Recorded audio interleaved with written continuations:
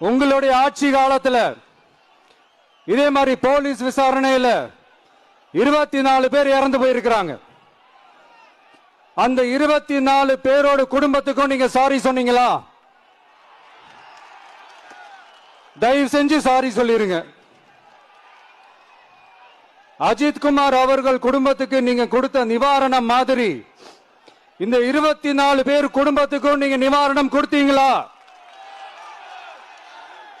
தயவு செஞ்சு நிவாரணம், அந்த நிவாரணத்தையும் கொடுத்துருங்க.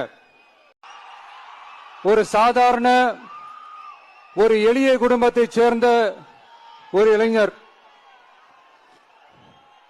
அந்த சாதாரண குடும்பத்துக்கு நடந்த அந்த கொடுமைக்கு சிஎம் அவர்கள் சாரி சொன்னாங்க, தப்பு இல்ல.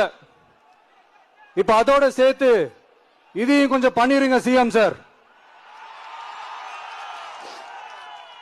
உங்களுடைய ஆட்சி காலத்துல இதே மாதிரி போலீஸ் விசாரணையில 24 பேர் இறந்து போயிருக்கிறாங்க.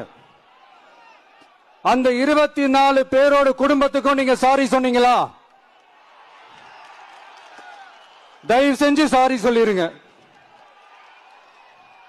அஜித்குமார் அவர்கள் குடும்பத்துக்கு நீங்க கொடுத்த நிவாரணம் மாதிரி இந்த 24 பேர் குடும்பத்துக்கும் நீங்க நிவாரணம் கொடுத்தீங்களா?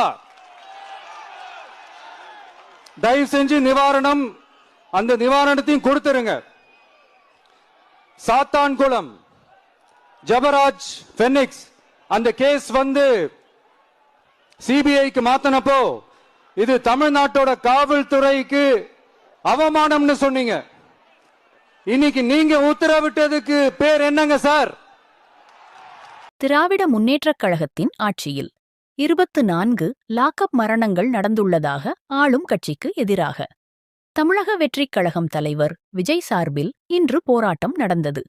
அதில் முதல்வர் ஸ்டாலினையும் அவரது ஆட்சியையும் கடுமையாக விமர்சித்து பேசியுள்ளார் விஜய்.